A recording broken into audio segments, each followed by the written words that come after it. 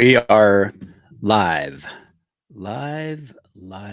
Let's check it out and see that, make sure that we are live in all the places we're supposed to be. Okay, I am Bodie, your host, and I am not a YouTube expert or Zap.stream, so we have to double check, make sure things are going the way that we think they're going. So let's double check, triple check, just like you should check, double check, and triple check your addresses before you send them to anywhere. You check your address before you do all that, right? Right. Yes. Absolutely. Are we logged in? Are we streaming live from Zap.stream? I do not see it yet. Maybe we are, maybe not. Anyway, we're working on making that happen. It looks like it's supposed to be, but we are live on YouTube. So welcome everyone who's watching from YouTube. We are supposed to be on Zap.stream. It shows that we are, but we are topped up over there and not shabby, but not exactly what we are hoping for. But anyway, the show must go on. Welcome everybody. Just wanted to let you know we've got some exciting things coming up here. Some exciting things have been happening too. Lots of stuff to talk about, but let's try to pack it all into a short period of time. How about that? What's been happening lately? So there was some interesting stuff that happened recently. Oh, and by the way, just a point of order, kind of a little bit logistics here. Jor is not joining me today, but he may be able to. I'm not sure yet, so we'll just kind of wait and see.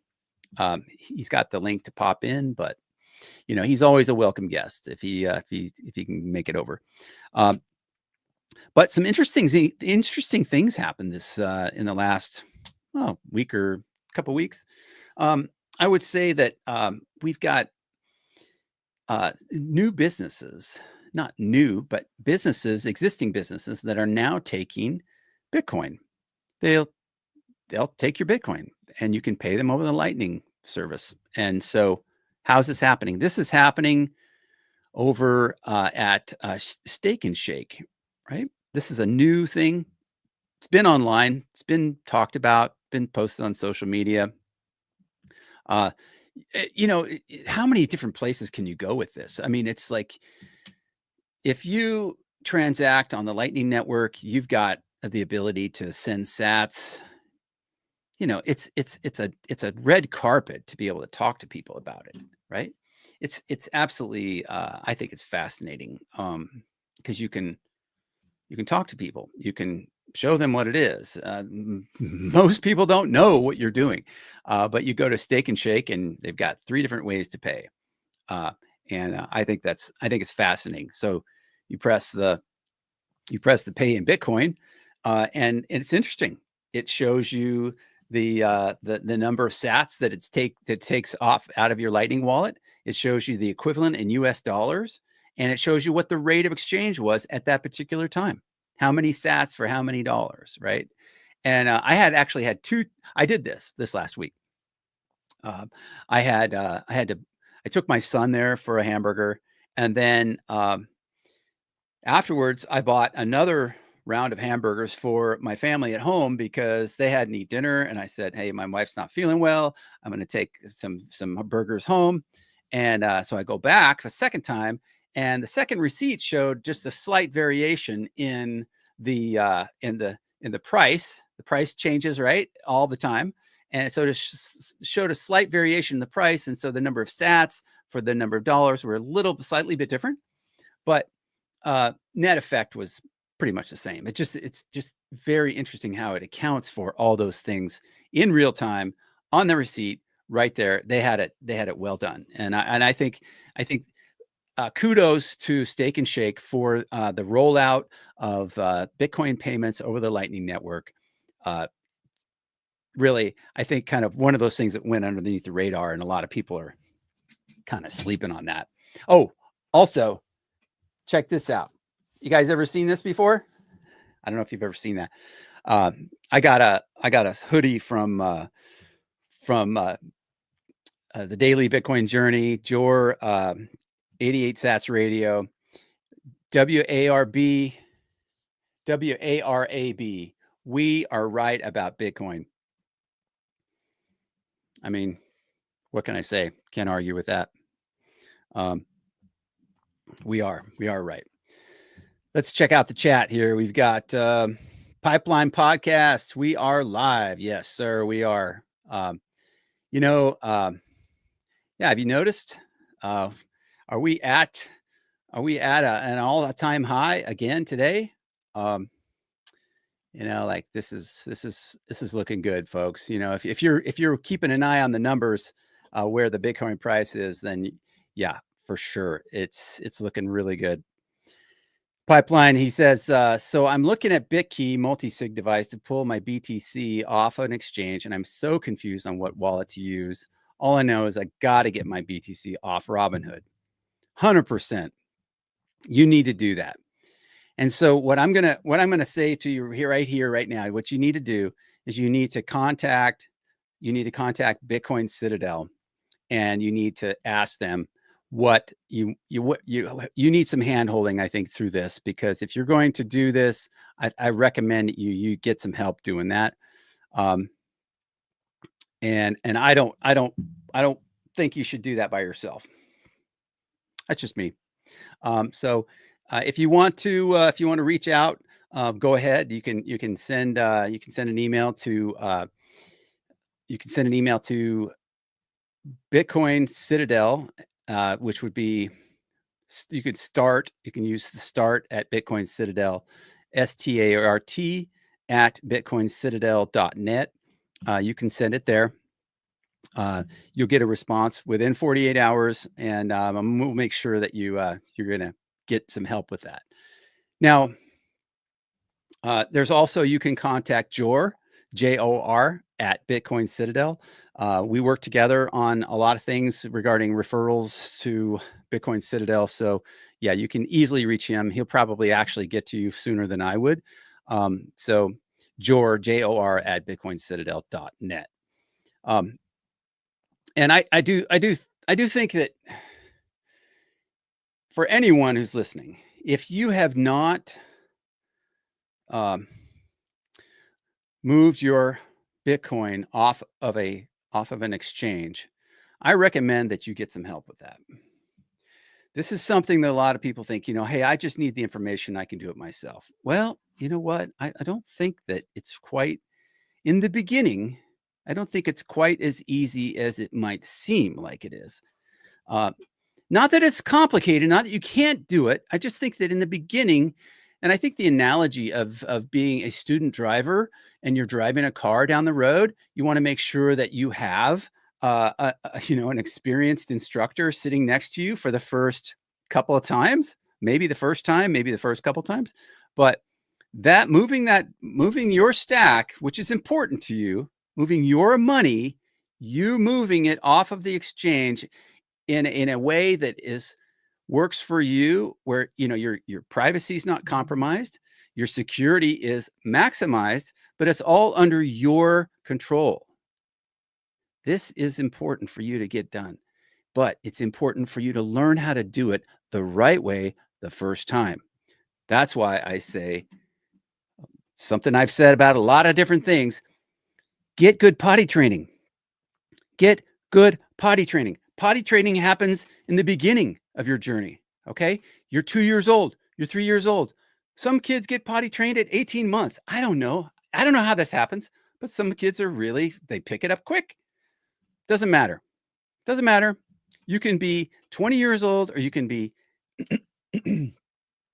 70, 80, 90 years old and learn how to do this. Bitcoin is not something that's just for young people. Bitcoin is something, no matter what age you are, take your time, do it right the first time. You do it right the first time, You're going to do it right the second time. It's going to be easier. You're going to establish a pattern, muscle memory. You're going to be able to do this thing right every time after that. Just make sure you do get some help at first, at the beginning.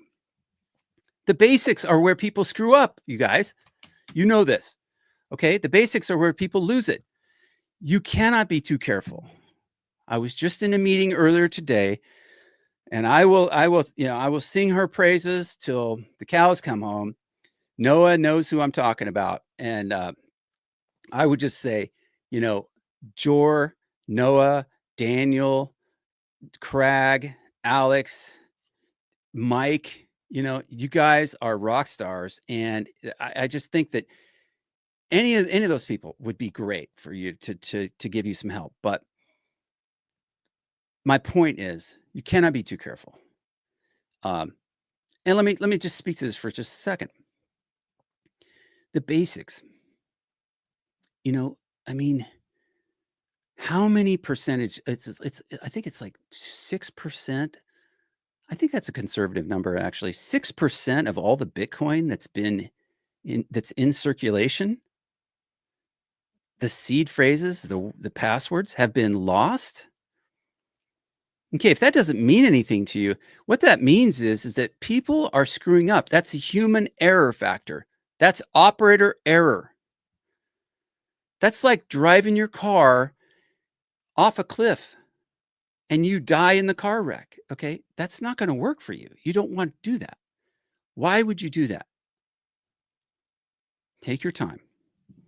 Do this right. Get some help in the beginning so you can learn this the right way. Okay. Another thing, this came up in our meeting. People are getting social engineered. This is happening. There are cases all over the place. You don't hear about them because people are, they're not going to go on social media. Hey, guess what happened to me today? I got hacked. I got bamboozled. I got told that these people were going to help me with such and such. They represented themselves this way, or they told me they were those people, or that, or I thought they sounded like this guy. And what did they do? They gave out their seed phrase to someone they thought they could trust. They gave out their seed phrase.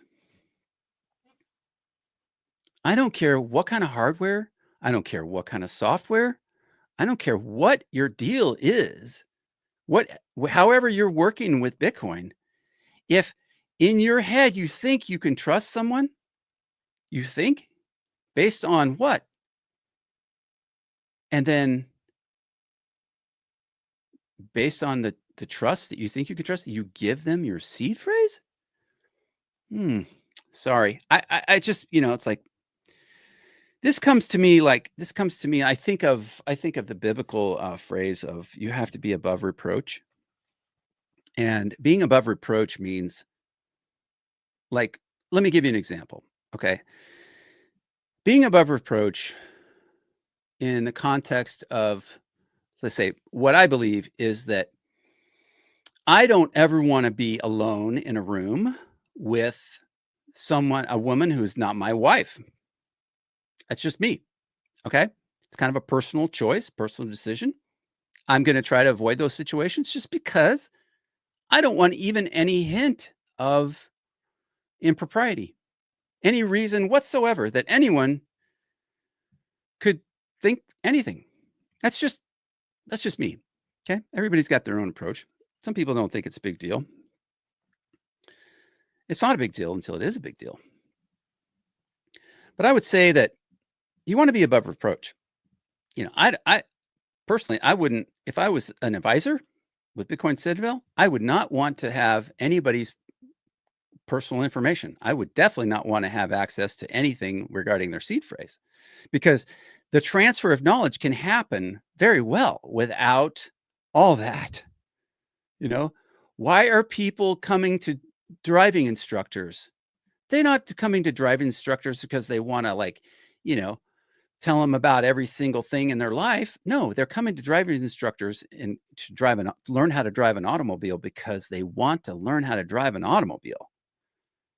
And that driving instructor is going to have this much time with that person, a week, 2 weeks, a few visits.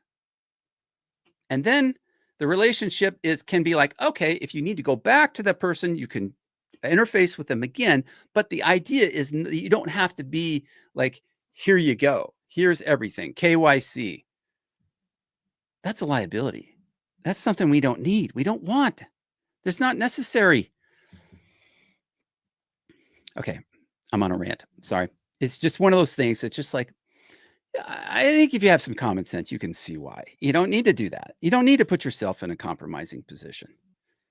The most important thing is in the relationship there between two people, a person who needs a service performed and a person who's providing the service, is the knowledge transfer.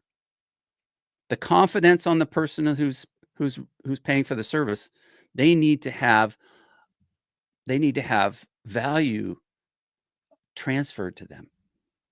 Right? I think we get this. I think we're all on the same page here. If we're not on the same page, then please pipe up in the chat. Let me know what your question is, because to me, this is a no-brainer. This is just really a kind of a nothing burger, but it can be if you approach it the wrong way. And make sure you get your potty training. So I want to touch on that right away, because it's like, look, if nothing else you hear on this podcast, don't ever give your seed phrase to anyone unless it's purposeful, on purpose. Like you're dying and your family member needs your, it's an inheritance thing, or, I mean, oh yeah, we can slice and dice this 100 different ways, but there's no need to get out in the weeds on this. It's just like, like common sense, please. Don't give your seed phrase to anyone. Don't get hacked. Don't get taken advantage of. This is why we do this podcast. This podcast is for boomers, for new Bitcoiners, and for people who want to preserve their family's wealth. Period. End of story. That covers pretty much everybody. If you have something that you feel is valuable, you want to pass that on to whoever's valuable to you in your life. Your family? Great. You want to give it to a foundation? Whatever. However that goes for you. I love it. I love it. I love interaction. I love getting passionate about what I'm passionate about. And here we go. I had some chocolate earlier. I love dark chocolate, and I had some chocolate. Man, I am raring to go here. Okay. Good afternoon, Letha. You are so amazing. She's just the best. The best. If you guys ever want to know who's the best, she's the best. Let's see. The Bitcoin Citadel website and email in the chat, please. Well, I will say this. We are, and I, I'm a little bit hesitant to like boom. Okay. Because it's not live yet. Let me say that. It is this close. But you know what we have coming up next week? We are working hard behind the scenes. There's a lot of work being done behind the scenes right now to get things ready to roll out. Okay. So, I don't know how much any of you were here during the internet, when the internet first rolled out, but when before the internet too, before the internet, there was this stuff called vaporware. And anybody who's been around a long time, they know what vaporware is. And so you have hardware, you have software, and then you have vaporware. Well, vaporware is software that is being talked about. It's coming, but it's not here yet, right? So what I'm really hesitant to do is kind of pump up something that's not here yet. But I do want you to hold on to your horses. Pipeline Podcast, hold on to your horses, because you're going to get some help very soon. I don't have the website. I'm not at liberty to give you the website yet, but it's coming. And that is really good. Okay. Hang in there. If you cannot hold on, you can email Jor, and he will work with you. Okay. That's probably the safest thing for me to do right now is to leave it right there on that. Clean your machine. Oh man, I know he's up there in Canada. Oh, Canada. You got the Edmonton Oilers still going there. That's the last hope for the Canadian Stanley Cup, I'll say. But hey, they're going to have to do something against Dallas. Dallas is pretty heavy duty this year, so that's going to be an interesting series to watch. I just think the Stanley Cup playoffs are quite man. They just absolutely tear each other apart in that stuff. Oof, way too old for that. Yes, yes, yes, yes, yes. Okay. So we're moving through here. I've got more things to talk about. Just, just, you know, um, very interesting. Very interesting. I kind of wanted to talk about a little bit of this thing that I kind of been studying a little bit. Kind of interested in doing a study on this. If you guys hear about different ways that people are using Bitcoin in non-traditional ways, like in other countries, um, maybe send me some links. Okay. Um,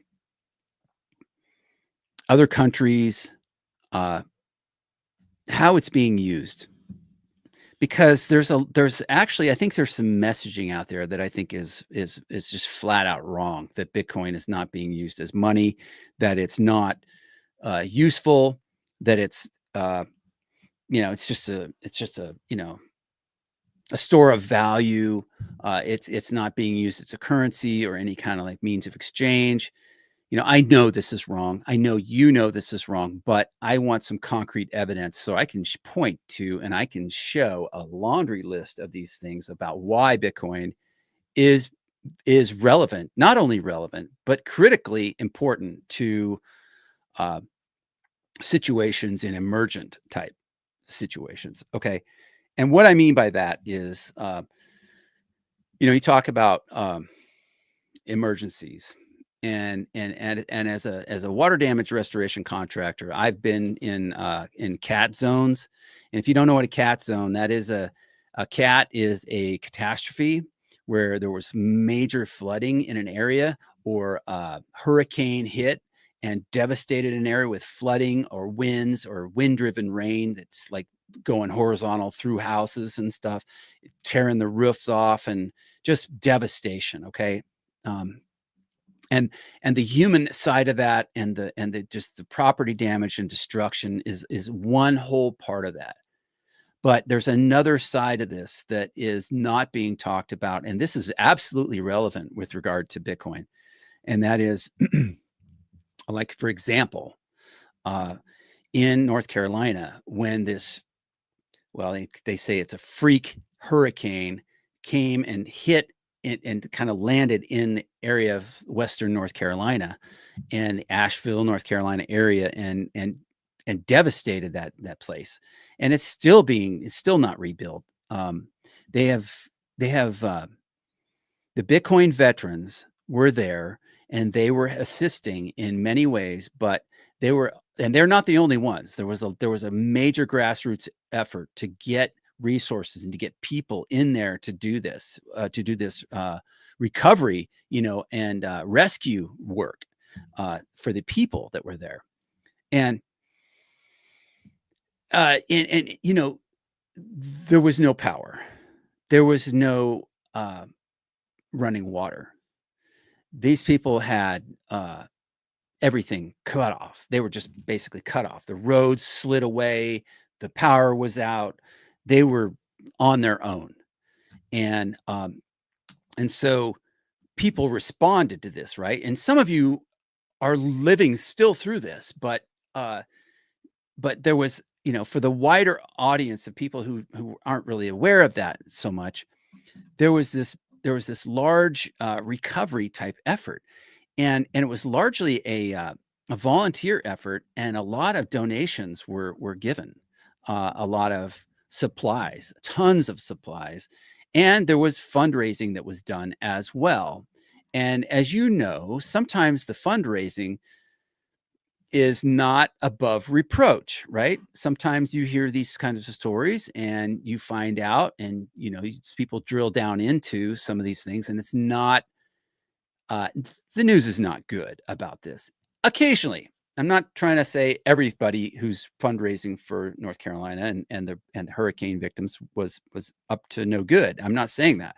I'm saying that cash is very corruptible, uh, and and so what I would like to point out is that I know that the Bitcoin veterans were involved. It was very good, and I want you to know that I think their work they did for that in terms of just the communications side of it was amazing.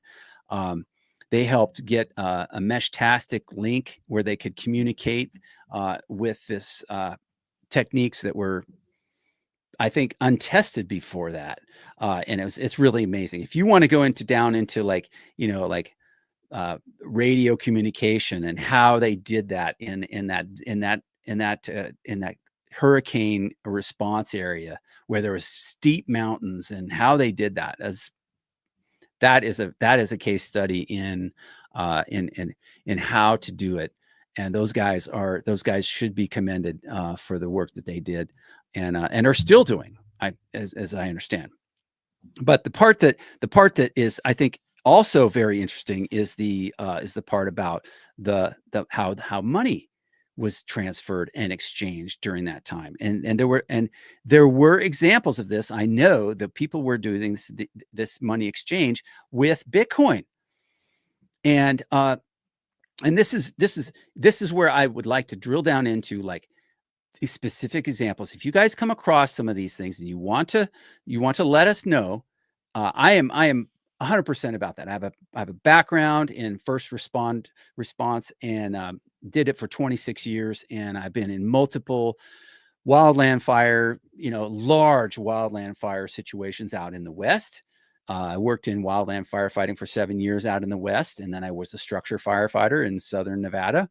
And I've been, as a restoration contractor, I've been in three different cats. Uh, let's see, North Carolina, New Jersey, and let's see, no, let's see, was this three? No, I think actually only two as a contractor, and then um, I wasn't a contractor on the third one. Um, so I just kind of experienced that. But um, I will tell you that my experience in doing that kind of work is that cash is king. When you have a problem and there's all the electricity's down, all the infrastructure and things are screwed up, you know, it's it's mayhem. It's hard at best. Okay. Um, and so what I'm trying to say is that cash is what we've relied on. Cash is what people expect to work. If you have gold coins or something, don't expect to get any change for something. I mean, because you're not going to get any change, uh, by and large. Okay. But cash is it. That's all you got.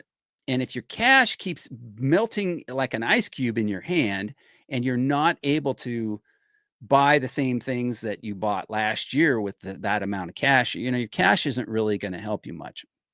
What you can do is you can learn how to use Bitcoin on the Lightning Network, and then you can go person to person with Bitcoin. And these examples, I'm interested in getting some feedback on these, because I want to be able to show, look, these people in this country, when they didn't have any water, they didn't have any food, people were able to, like, get them some resources by sending them Bitcoin. Or, this person over here in North Carolina, they were down and out. They had never seen Bitcoin, didn't know anything about Bitcoin, and somebody came and showed them how to had to download a wallet, and then he sent them some Bitcoin. Now they had something they could turn into money. All right, and they could use it. They didn't have these ATMs and stuff available to them. They were out. There was cash was at a premium, and so anyway, I think that my whole kind of the raising out of that and the 10,000-foot view of that would be that, you know, uh, using this resource called Bitcoin in an emergency situation is, I mean, it's priceless. I mean, we need to have that. I mean, think about it. Think about it. You have these insurance adjusters driving around in these cat zones, and there's like these insurance companies send these guys down there by the dozen, and they're all staying at the hotels, and none of the people that live in the houses can get in the hotels because all these adjusters have the hotel rooms and stuff, right?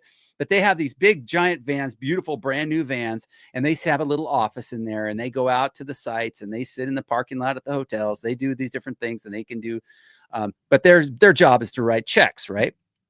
And you know, increasingly that's more difficult. But these guys are out there and they have communication. They have all this stuff, but you know, the common person doesn't have the ability to go get their money, and you are at the mercy of everyone when you're not prepared.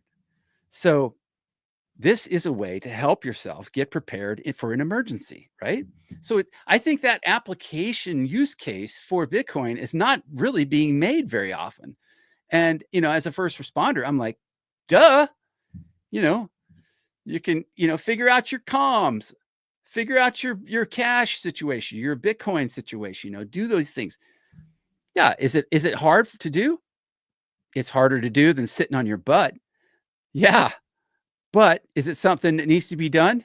Yeah. So do it, you know? You know, and listen, I'll be the first to admit, right? Here I am pointing the finger. I'm pointing the finger here like this. I got four fingers pointed back at me. So I have to do it too. Yeah, absolutely. You know, this is I would take a second and encourage you all to, you know, if you get any value out of Bitcoin generations, you think that this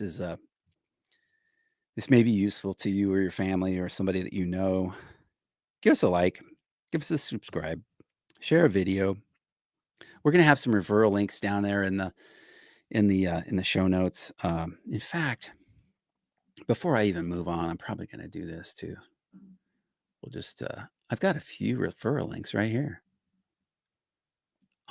There's 4 of these that I'd like to put up, and I'm gonna put them up right here.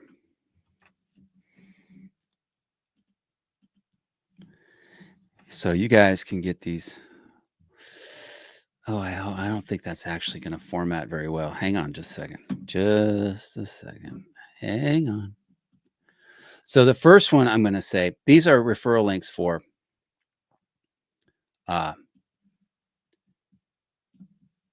some exchanges. If you don't have an exchange and you want to buy Bitcoin and you don't know how to do it, you can use a referral link to do that.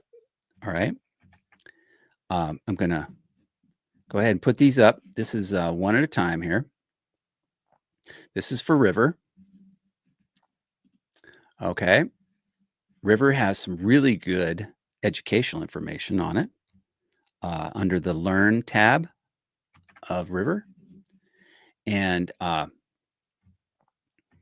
this one is for Strike.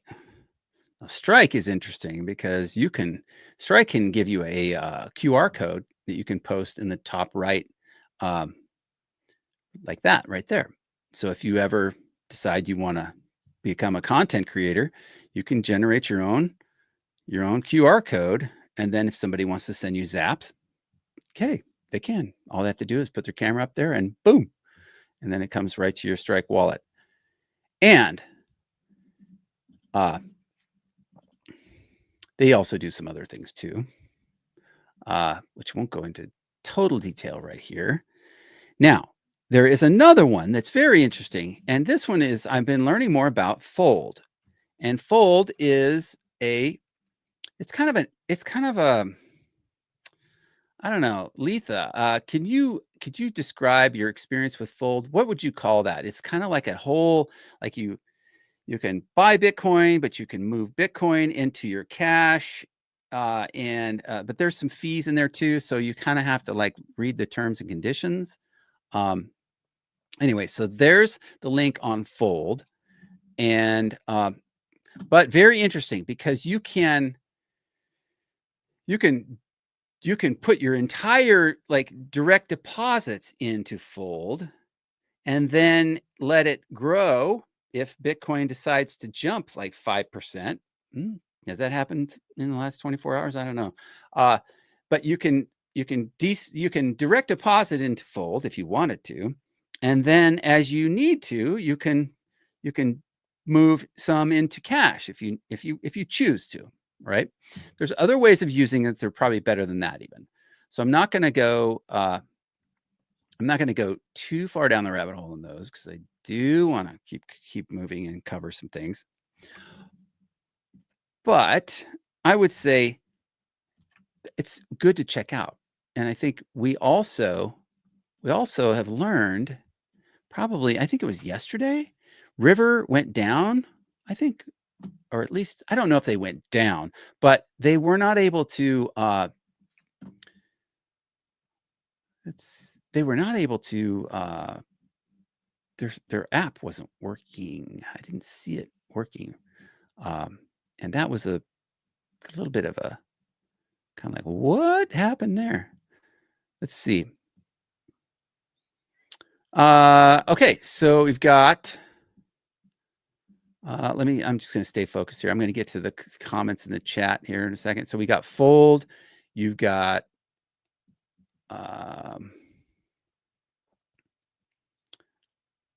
Letha. When is Letha coming on the show? That's the question of the hour. So I'll let her think about that, and we'll circle back on that. We need boomers on the show, Letha. Come on. All right. No pressure. Let's see. So you got Bitcoin. I'm sorry. So you got River. We've got Strike. We got Fold. Okay. Now, there's another one here. I know that we probably don't have many boomers in Canada, but I know at least two boomers in Canada. My wife's family members, but you've got Bitcoin Well up there. And from what I understand, they've got some things that they can do in Canada with Bitcoin Well that we can't do here. And I would like to see be able to move things onto Lightning Network for no charge. I would like to see Bitcoin Well do that for the United States. And if I had an imagination, I would imagine that Bitcoin Well would do that if they didn't have some regulatory hurdles to jump through. That's my power positive thinking. Okay, so you've got 4 links here. You've got River, you've got Strike, you've got Fold, and you've got Bitcoin Well. Right now, those are the ones that I use that I think are providing me with the most value. And I share those with you because I want to share things that add value to your life. If that's something that's helpful to you, then great. If you've got something that works better, oh, I'm all ears. I want to hear exactly. But now keep in mind, I'm not the master YouTuber here, so I'm not sure I'm going to be the expert at trying to do all this stuff. But I will say, integrity wise, I want to do what's best for my family, and I'm sure that's the way it is for you. Okay, go Edmonton. Oh yeah. Well, you know, I just I don't know, man. After I don't know how I feel about Edmonton in Florida. I didn't we see that last year? I don't think that's the thing. Uh, yeah, I'm not going to get too spun up about any of the NHL playoffs. Although I like hockey, I like playing hockey, but I'm not so thrilled anymore. Yeah, the Golden Knights are out, so they had an early exit. Hey, Alex and Lori are in the chat. I'm sorry. That's Adam? Adam and Lori are in the chat. Yeah, sweating and smiling together. They got a great podcast. If you want to do some workouts,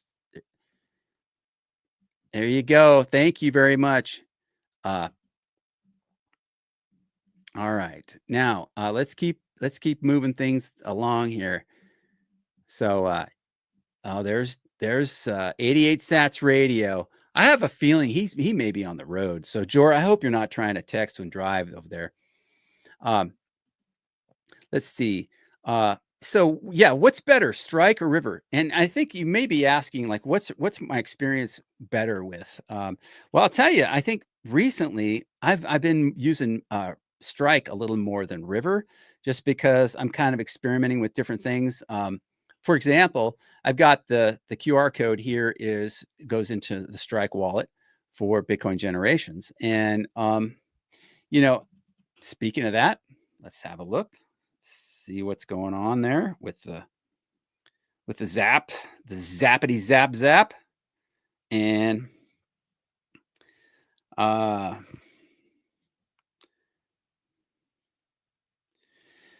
yeah. So I think this is I've been experiencing some pretty good things with Strike. I like getting to use it.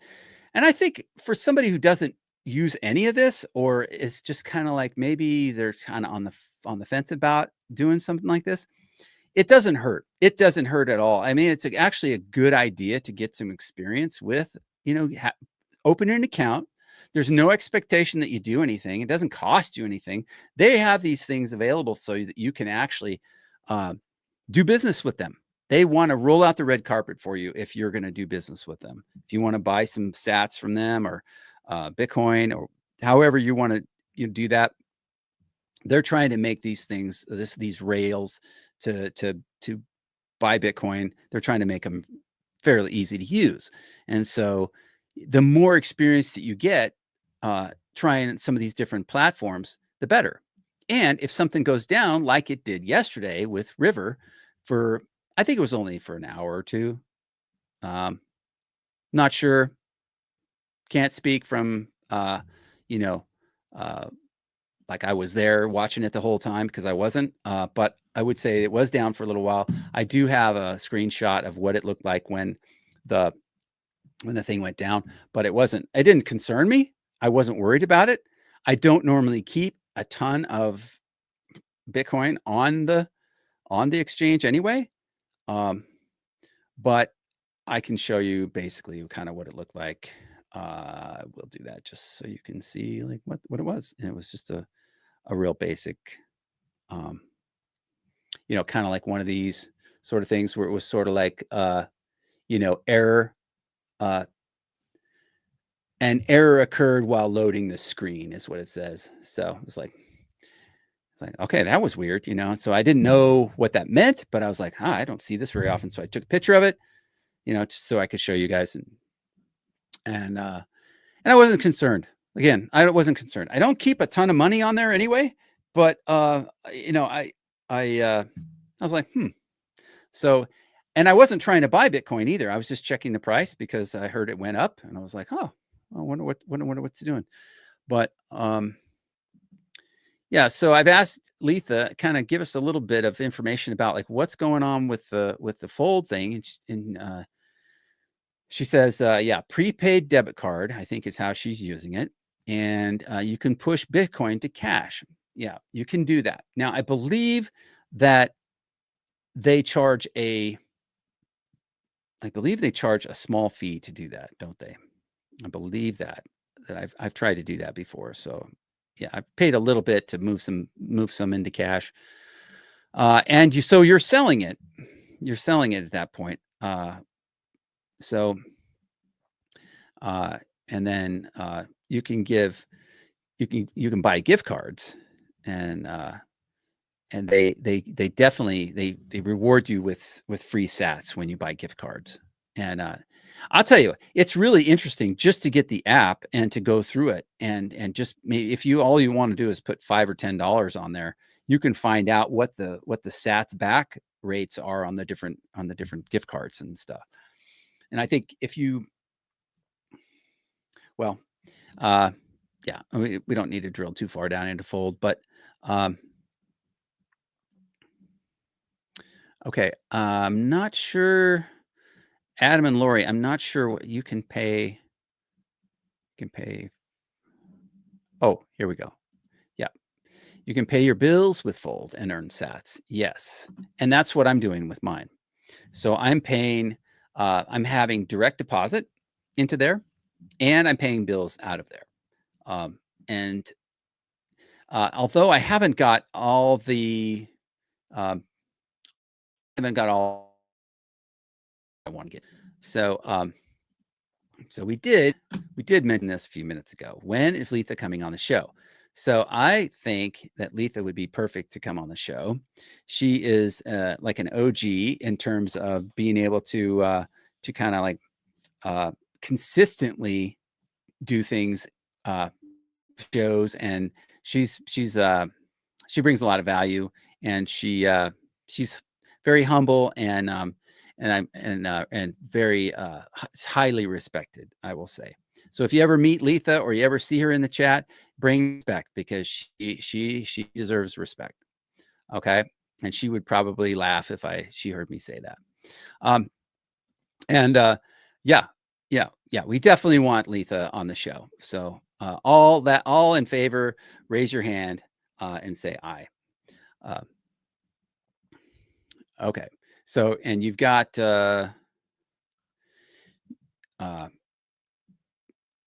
there you go. Okay. Yeah. So that's the thing. We want to make sure that if you have an opportunity and you've got fiat coming in on a regular, I'm blessed to have fiat coming in on a regular basis. I mean, it's better than, a poke in the eye with a sharp stick. But I'll tell you, one of the other things I would say is that put it in Bitcoin. You got fiat. As soon as you get fiat in your hands, get it in Bitcoin, because you know what? I don't do this very often, but I'll tell you what we do. We're going to look at something, and I'm going to show you something that is very cool. So let's look at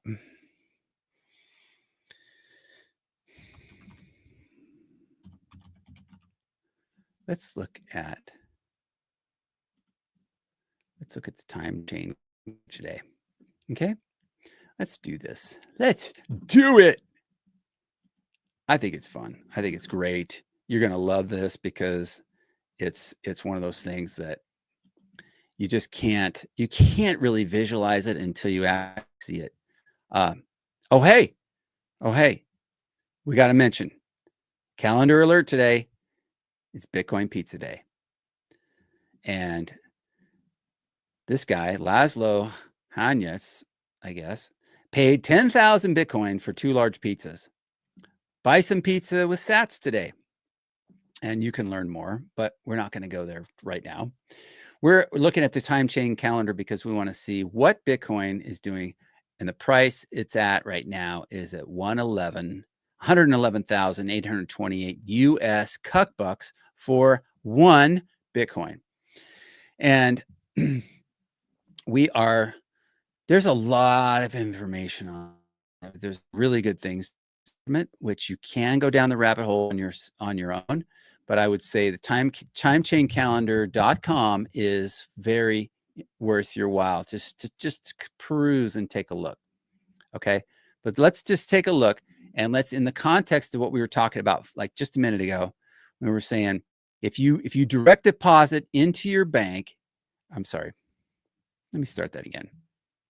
Bank is not a word.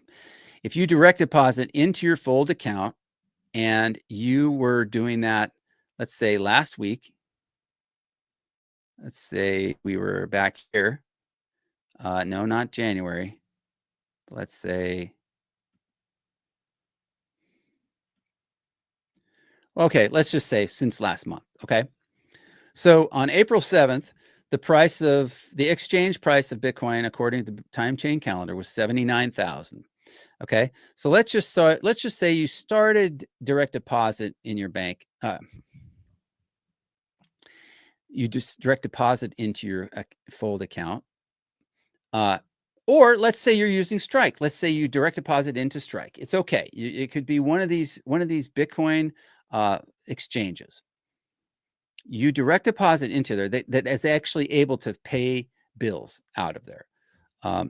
You can direct deposit in there, and if you had done that in April at the let's say it was on this day on April 7th, you would have been buying Sats with your direct deposit at 79,000 exchange rate of $79,000 US.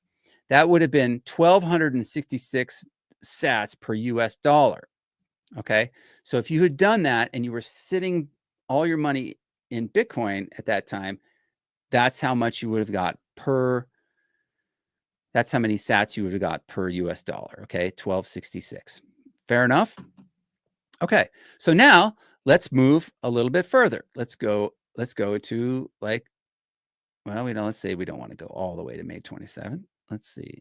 We can. That's okay. We can do that. So let's head to May 22nd. So we just had, if we were to do that in April, we would have been receiving 1,266 sats per dollar US. But now the price has moved up. So what? So you get fewer sats for the same dollar. So now if you did it today, if you got paid today, you would get fewer sats. But guess what? Guess what? Those sats are worth more, aren't they?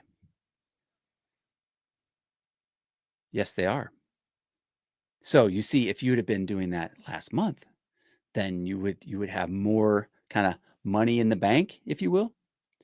And so if you all that money had been sitting in the bank, if you'll say sitting in your account, then you can like pay fiat bills with that stash that's growing instead of the fiat melting ice cube that's melting. Okay. That's the idea. And so, no rocket science here, just basics, real basics, You get fewer sats now. However, those sats are worth more. Those sats are worth a lot more. Imagine what's going to happen when the number of sats comes down to where different ways of looking at this, like the fiat or the US dollar gets inflated to such a degree that, can you imagine $1 US per sat? I don't think it's that far away. I mean, it may be years, but you see the trend here. I mean, in a month, no, month and a half, we've seen, what's the percentage between 1,266 and 895? I don't know, but it seems to me maybe about 40%, 30 something, maybe 40%. Increase in the value of Bitcoin. Well, no, that's not correct. Well, just simply that the number of sats that you could get before was 1,266, and now you're only getting 895, and that's not because the price went down. That's because the price went up with Bitcoin. Okay, now that you're thoroughly confused, or I am, I would just say that keep an eye on that. Put your money in a place where you can save in Bitcoin, and then you pay your fiat bills out of the Bitcoin. It's like, man, how can it be any simpler than that? It really does make sense, because Bitcoin is going up. It's going up in value. The purchasing power is going up, and the fiat dollar is melting ice cubes. Don't hold fiat if you don't have to. That's why I gave you the referral links, so you can do that, and you can win. You want to win. You want to preserve your family's wealth. Fair enough? We got that? Awesome. You guys are great students. Great. Whew. How we doing here? Oh my goodness.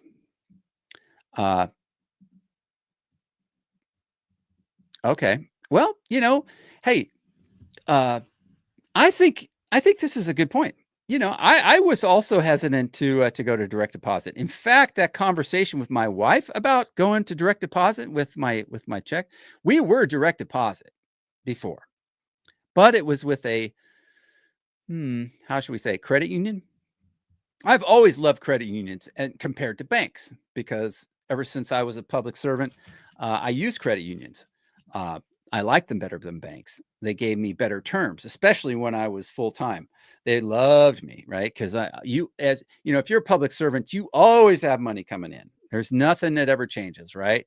But um, that conversation to try to get my wife to see the same thing, the reasons why I was doing that, I had to show her the reasons why. I didn't want to just tell her we were going to change. I said, "Here's the reason why I think it would be a good idea," and then it went much smoother, right? Because you just can't, you can't. How should we say? When you got a lot of time invested in your your marital relationship, you want to make sure you continue to kind of water that plant, if you will, and you don't want to be tearing things apart there. Uh, so let's see. Oh, Pipeline. He wants the Bitcoin Citadel link. Okay, I'm gonna. Goodness, man, you're consistent though. You are consistent. That's good. I love it. Um, Passionate, perseverance. Um, I would say that you're going to want to, let's see, today is Thursday. Pipeline, I was going to ask, can you wait less than 1 week? It's going to be 5 days, I believe. Just wait, and we will have a link for you. Okay. I'm not at liberty to disclose all that information just yet. It's like I said, it's being worked on, and we will have a link for you. I Believe me, I'm a first responder. I like getting on things and solving the problem.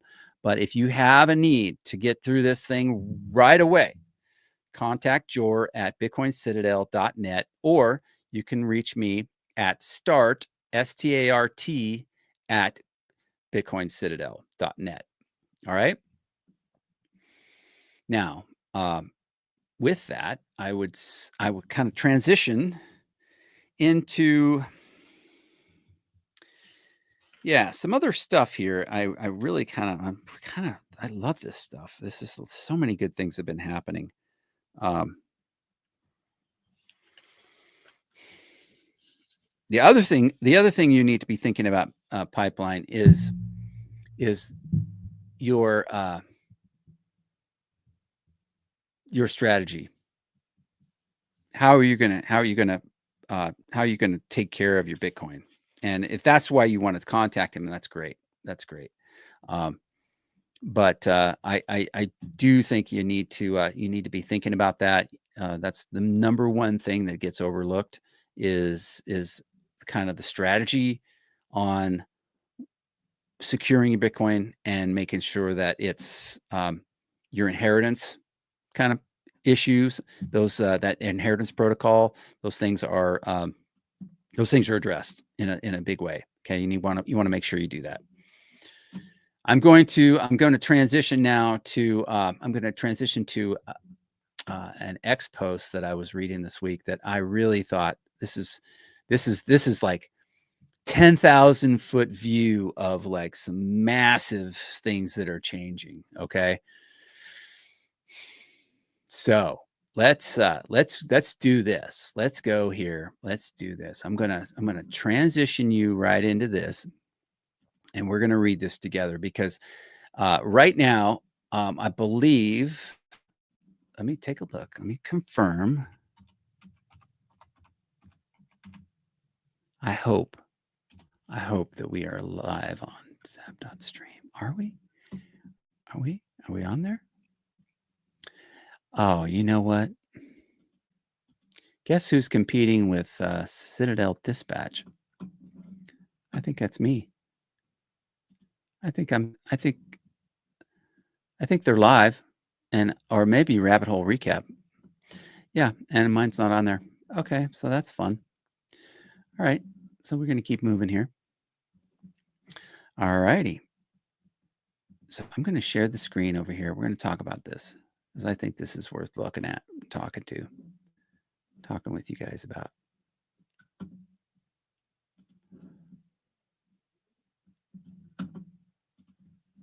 Hold on a second. Yeah.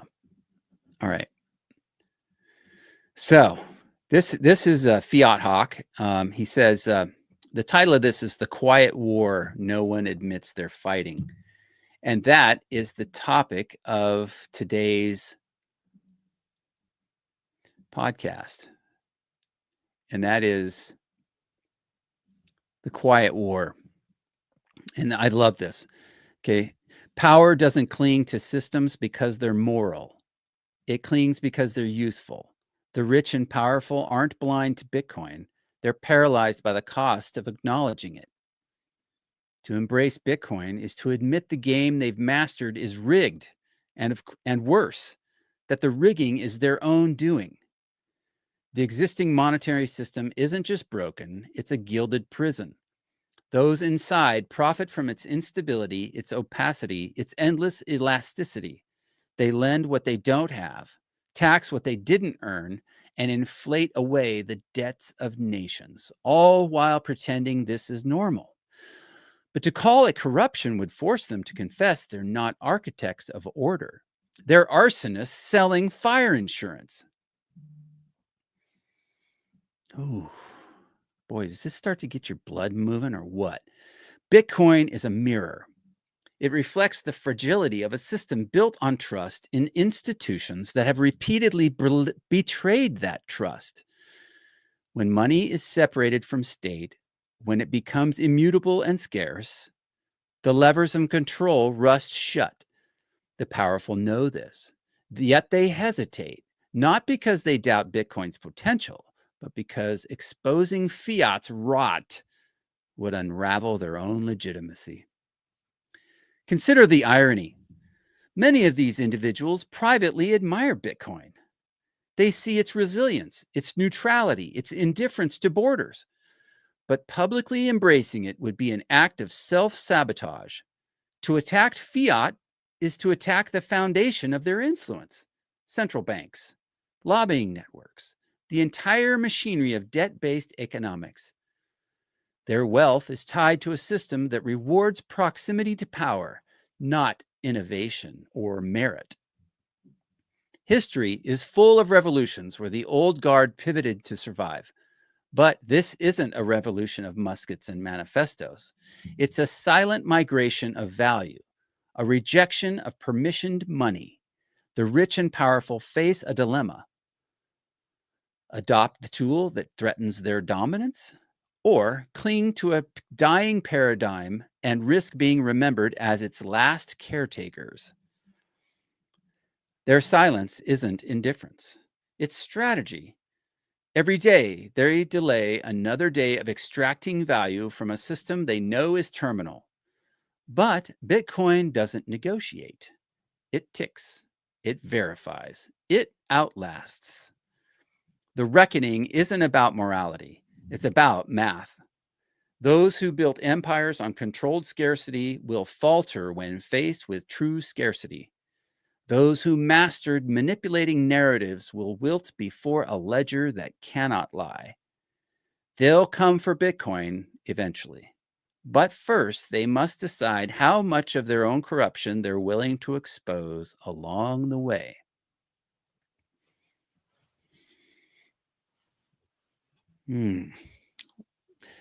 Let that one soak in for a minute. That's good. It's accurate. It's powerful. I love this. I love this right here.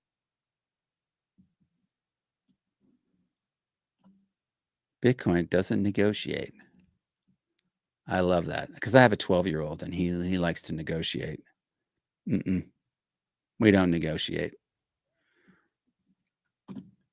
Bitcoin as a mirror. This is deep. That is really good.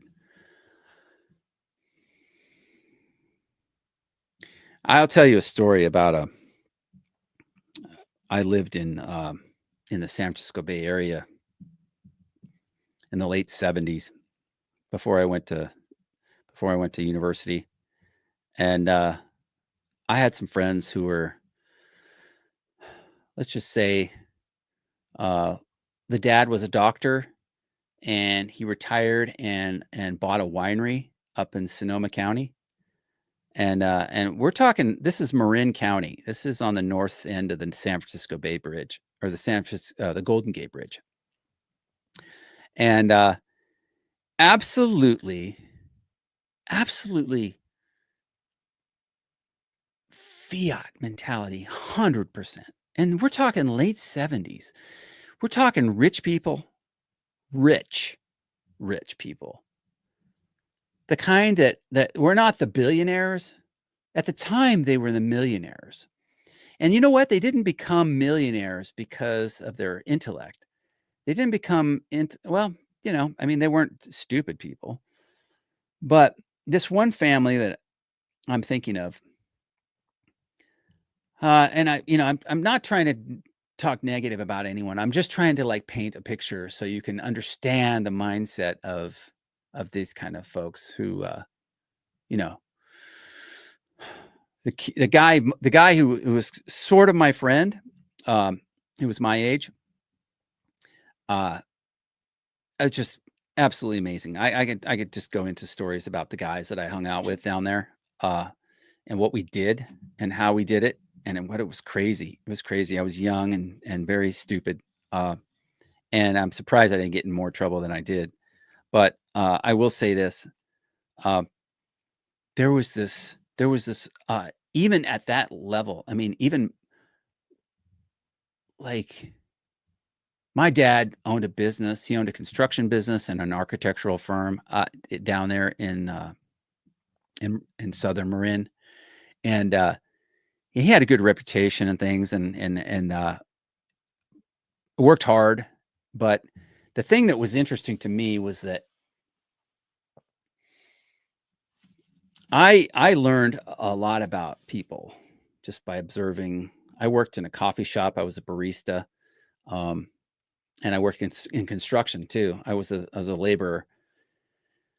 But I learned a lot about people and how absolutely vicious they could be, and they could be like smiling at you, being so friendly, being just like oh man, like treating you like oh we're your best buds and all this stuff, and really, I mean, they could absolutely knife you in the back and wouldn't think twice about it, and I just felt like like that is just so like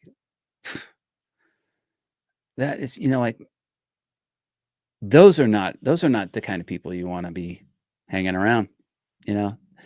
Those are the kind of people that get careers on Wall Street and will just absolutely just take all your money and think nothing of it. They think you're stupid because you're doing all this stuff, and if you didn't want me to take your money, then why didn't you just keep it? Why did you put it out here for like this, And I mean, there is that side of that argument, but just to do it, just to be just to have an attitude of like, I could give a rip about you, It's like and like this looking down on you, like with arrogance and because they've got more money than you. They came from a family of money and this is just like absolute like wow. But uh, on the same token, I don't think it's about the money though.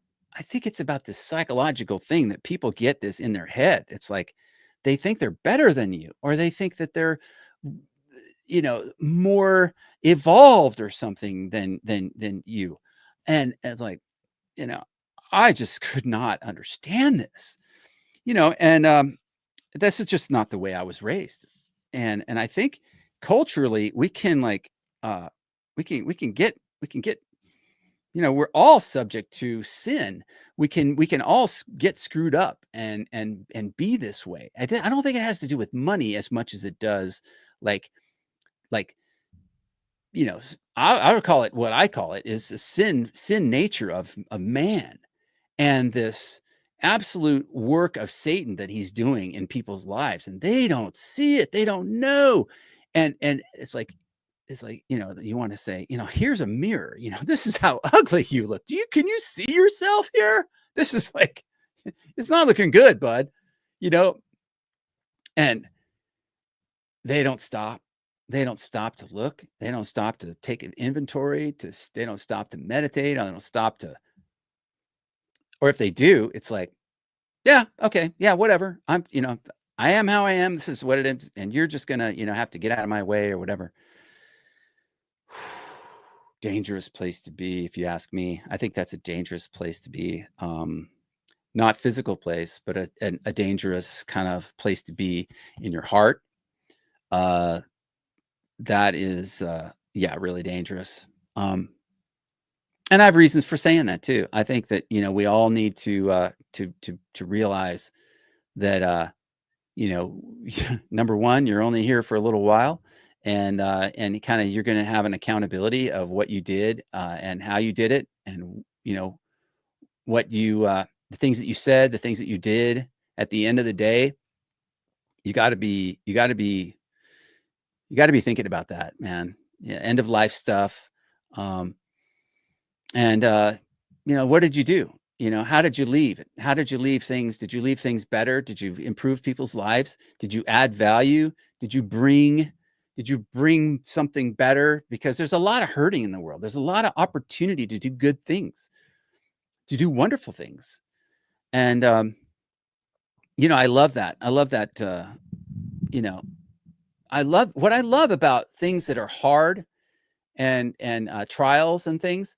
What I love about it is that it really provides you an opportunity to step up and to get through stuff that's really hard, uh, with with love and with grace. Difficult to do, man. Really difficult to do. But we can, it's not hard. I mean, if you're looking around and going like, I don't see anything like that. I mean, if you're young and you're looking at that and you're going like, like, I don't know, bud, I don't really see that. Then you're not looking. You're not looking at your history. You're not looking at some of the old men, some of the old guys that were in like World War II. Some of these guys, these stories, man, this stuff was real. These guys went through some stuff that was really hard. They had grit. They had intestinal fortitude that was just like, it's great examples of that, man. That's some of the stuff that drove me and that caused me to be like, like, dude, these guys did this stuff, man. I can do this stuff. I can do something. I can do, some stuff that's hard.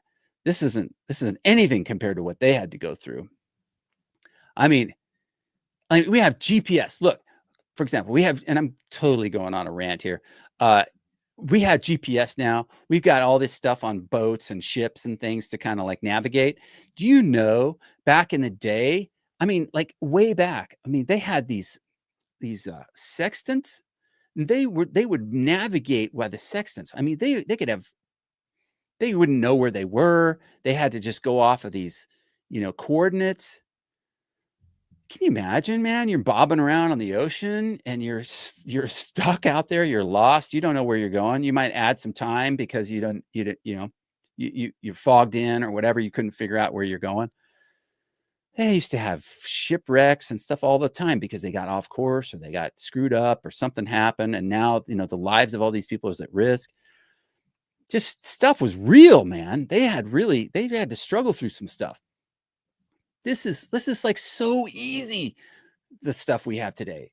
I mean, we're complaining about having to get off the couch and go let our dogs out. I mean, my 12-year-old, I'm like, get off your butt. Let's go. Let's do something here. Let's get some work done. Yeah. I'm like, man, yeah. And I think it's really, really cool that we see here that, something like this comes along, Bitcoin being a mirror kind of shows you some things. I mean, you can learn a ton of stuff from this.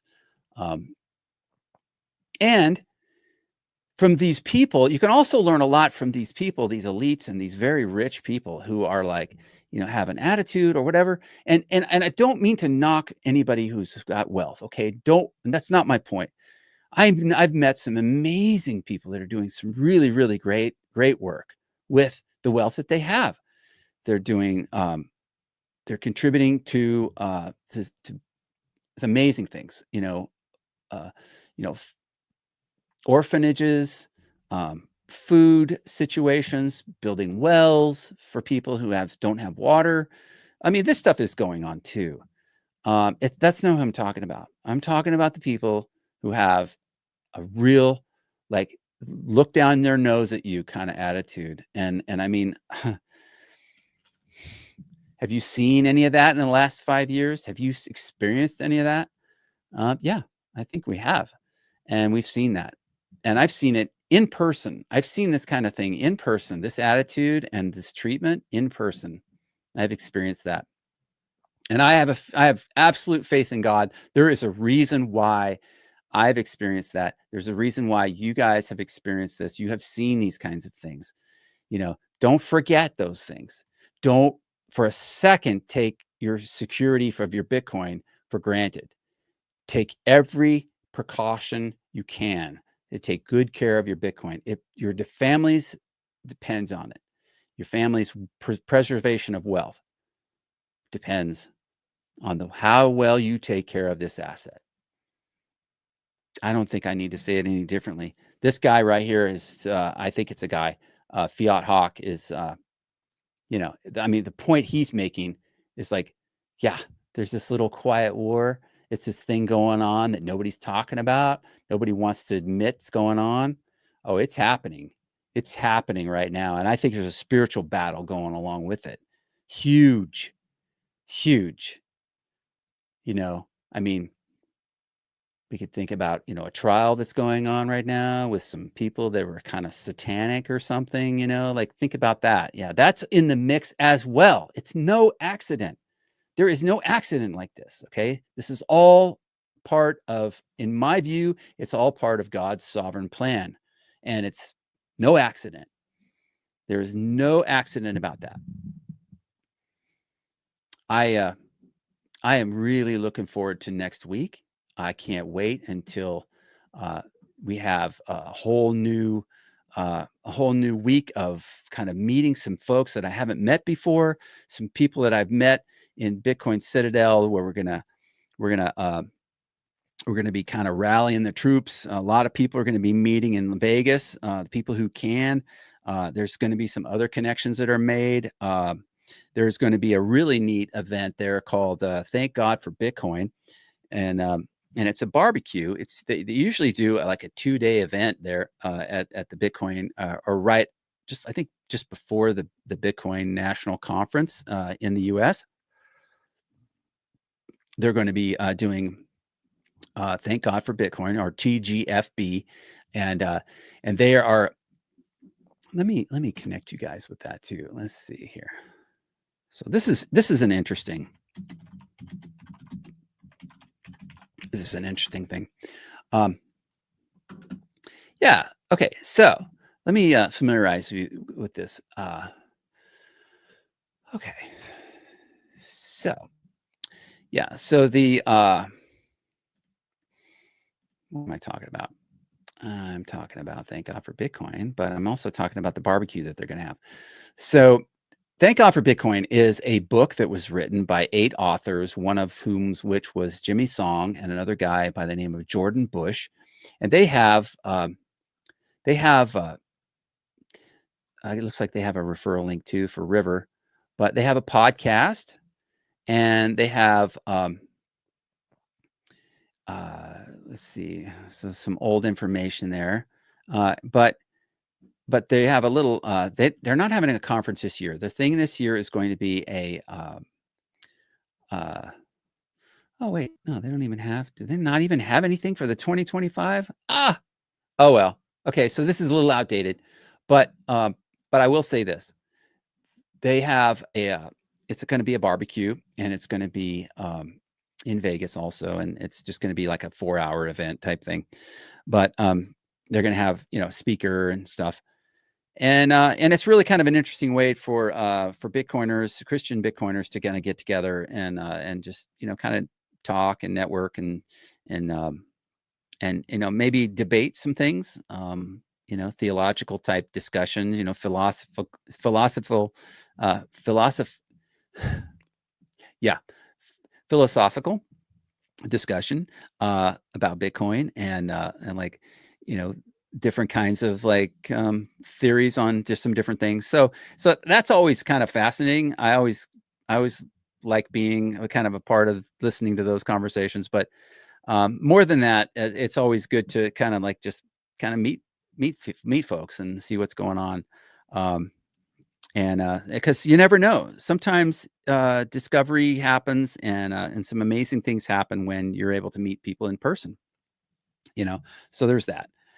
So I think this next week's going to be interesting. There's some folks from around the area that I've networked with here that are also going, and then there's some other folks that are going from Bitcoin Citadel and some from the Living in the Future group. Just great folks. I mean, Bitcoiners, talking to other Bitcoiners. I think it's going to be great.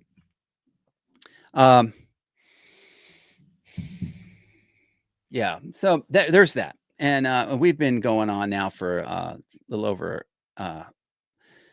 what is that, 80 minutes or something. So Clean Your Machine's got a question here. He's asking, do you need a cold card with super backed?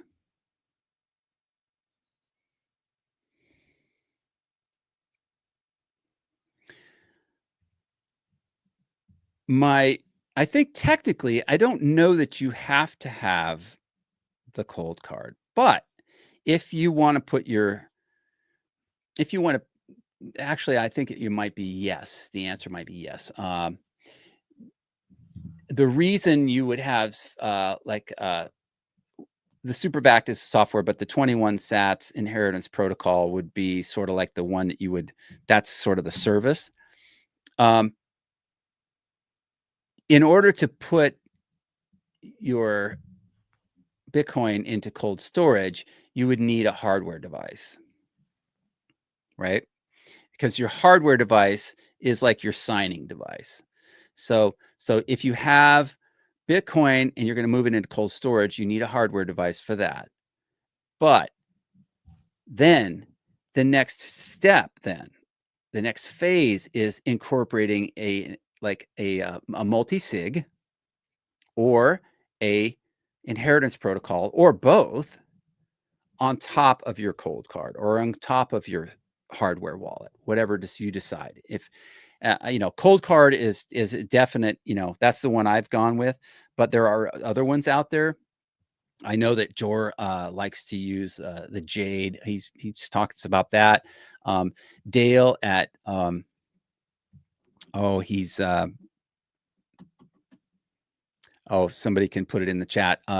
Dale up in I've lost the name of the place where they sell like a kit that has a hardware signing device and stuff. Anyway, that's basically that's the direction you want to go with that. You're going to need a hardware signing device, whether it's a cold card or something else, and then you would proceed to the next phase. So it's kind of like layers. So you want to get the base layer first, and then you go up. It's not kind of like you need them both to do it, but you need the first one first, and then the next layer, if that makes sense. Hopefully I'm not confusing you there. So I think we've got that covered. Remember, you never want to give anyone your seed phrase, and you never want to ask for or volunteer the information about how much Bitcoin someone has or how much you have. Okay, that's not necessary. That's not part of the conversation. You never want to go there. And you need to be, you cannot be too careful. That's, I guess, the underlying message here. And so, we're we're wanting to make sure that that Bitcoin Citadel is going to get rolled out in the next week. By the time I talk to you next time, it's going to be, I think the live show is going to be in Vegas, and I will be either proximal to or at the Vegas conference, and I think it's going to be, a good one. You never know who's going to be there. We might have some other videos, but between now and then, hopefully, we had Logan on the show here not too long ago, this last week, and we had some discussion, very interesting discussion about the BIP 177, and I thought that was a little bit interesting.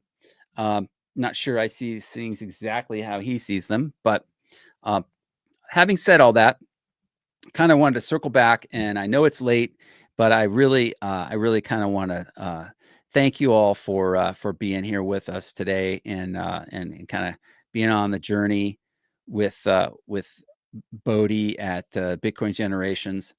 And I'm gonna kind of review a couple things here, just real quick. Like, let's see, my phone's not updating too good, but I see that someone zapped me, and we got 121 sats from the grinder. The grinder, way to go, grinder. And then Letha zapped us 1,000 sats, and thank you, Letha. Thank you, the grinder. And just so good. Let's see, what else do I have here? Don't want to miss anything. God, I can't miss things. Gotta get. Oh, Plunger, was that you today, Plunger? Okay. Well, I think that's all I can see on here right now. So I got, let's see. How did this? Oh, wait a second. Hold on. So Letha, it looks like Letha zapped 1,000 sats, and then she zapped another 1,000 sats. She's zappity zap zap. Whew. I haven't heard zappity zap zap in quite a while, but there it is. I think Letha's doing the zapping. And Letha, let me put this out there to you, an official invitation to come on Bitcoin Generations, and we will have just a hoot over here with zapping and talking and like all that fun stuff. So you got an official invitation. You're an amazing member of the Living in the Future community, and we're very much appreciative of your passion for Bitcoin and your leadership in the zapping and your education of all these, not just me and everybody else, but yeah, it's you're contributing to the Bitcoin network by doing these things. So anyway, so with that, we will wrap things up, and I would like to again thank you for watching. Thank you for participating in the chat. Thank you for being part of the Living in the Future community. Like I said, we've got the referral links in there. If you need something on one of the exchanges, feel free to check those out. I encourage you to learn, to download those tools, and to learn some more things about Bitcoin. Figure out what works, and then you can be knowledgeable to share things in the chat and with other people who are Bitcoiners who are learning alongside you. Again, like and subscribe if that's your jam.